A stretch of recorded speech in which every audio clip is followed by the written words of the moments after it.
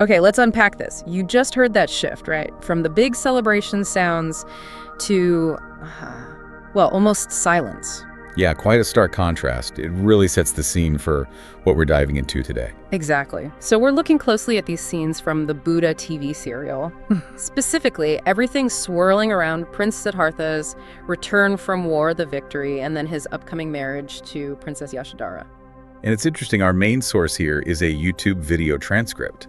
So it's a dramatic interpretation, a fictional take on potentially real events. Right. We need to remember it's got that artistic layer.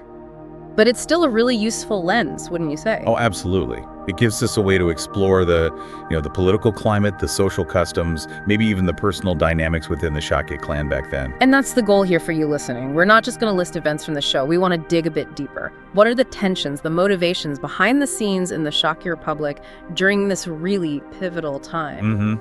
Because the transcript itself really plays up that contrast. You've got the big public win. Yeah, picture. Butting right up against, well, political disagreements and maybe some private worries too. It immediately makes you think, doesn't it? How does any society really handle that? Celebrating success while there's all this other stuff simmering underneath.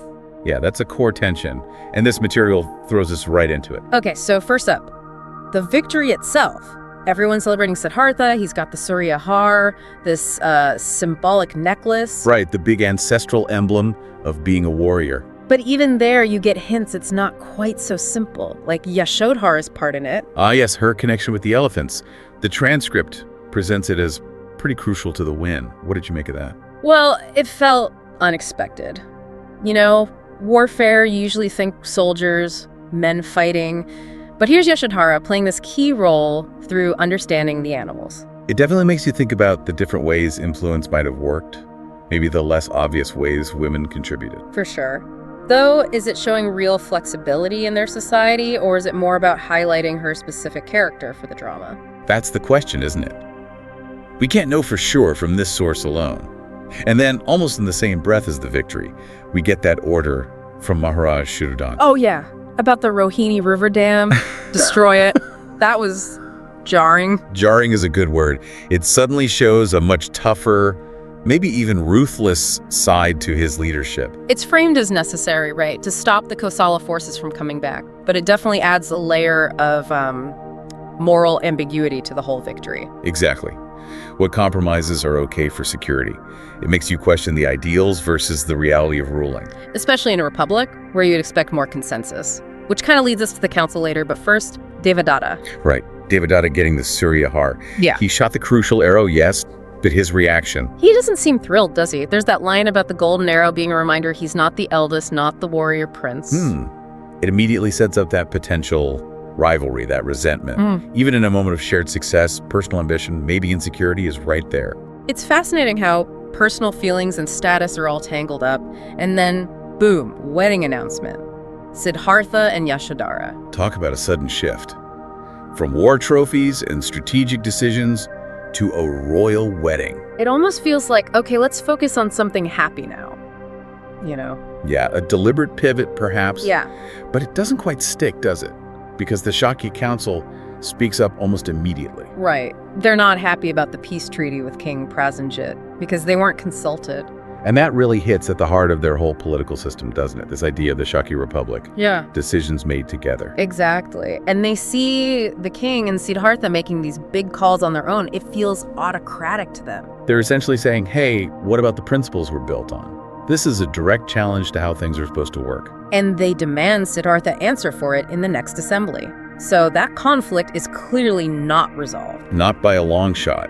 It sets up future tension. Yeah. But then the focus shifts a bit more domestically. Yeah, we get those little moments between Siddhartha and Yashodhara, some playful teasing, affection. It reminds you they're actual people in all of this. It's important, those glimpses. They're not just political figures.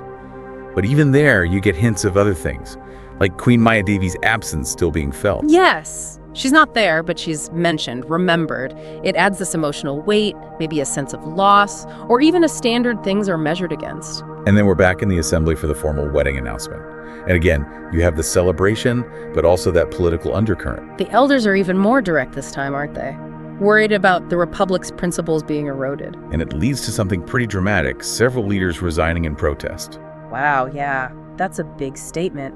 It shows just how deep their unease runs about the king's and Siddhartha's leadership style. Definitely shows major internal divisions.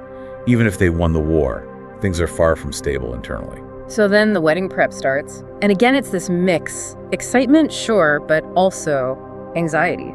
You see them discussing auspicious dates, gifts arriving like the necklace from Sinkala. Which gives us nice little insights into their customs, right? What mattered during events like weddings. Exactly. Cultural details. But like you said, the tensions are still there, even in the small things. Like that conversation between Amita and Mangala about gifts for Yashodhara and for Devadatta's future wife. Feels like a bit of social jostling, maybe. Keeping score, almost. Yeah, potentially. It shows how even gift-giving can reflect family dynamics and maybe hint at future issues. Yeah. And then there's the Mendi tradition. Ah, yes. The belief that the darker the stain, the more the husband loves you. Another fascinating peek into their social beliefs about marriage. But while all this is happening, the king himself is worrying. You see him getting anxious about dissent, questioning if people still support him in Siddhartha even after the victory. It shows how shaky that authority can feel even when you've just won a war. It's not guaranteed. And we get that scene with Siddhartha and Yashodhara playing a game. It's lighthearted, but It kind of hints at their personalities, maybe how they navigate things together, even with all the pressure. those personal moments are key, I think. And Yashodhara talking with Neeraj about leaving home, that feels very real. Yeah, the personal cost, leaving everything familiar behind, especially with all this political stuff swirling around, it's a lot. A huge life change put against this very complex backdrop. And then Siddhartha has that encounter. With the father of the soldier who died. Yes.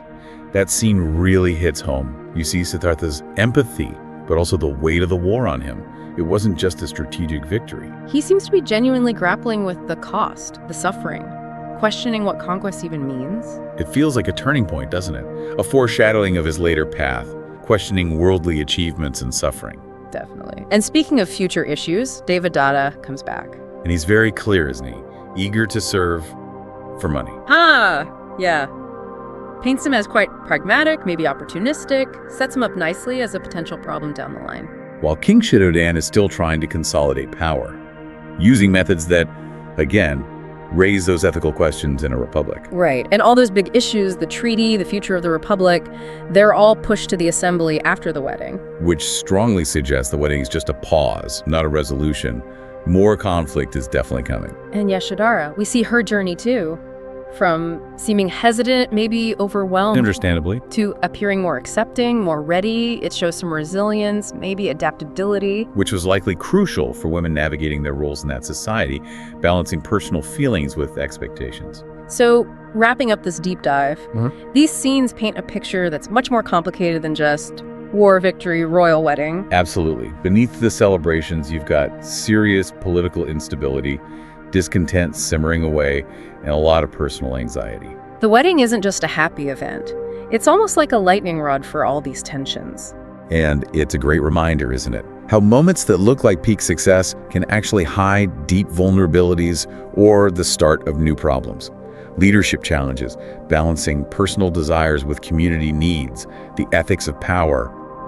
It's all in there. Yeah, and those big questions about the treaty and the Republic's future, they hang heavy over everything. They really do. It underscores how fragile that balance was. So for you listening, we hope this look at a dramatized historical moment gives you some food for thought about power, duty, relationships, and how triumphs often come with hidden complexities. It's not just knowing what happened, but trying to grasp the nuances underneath.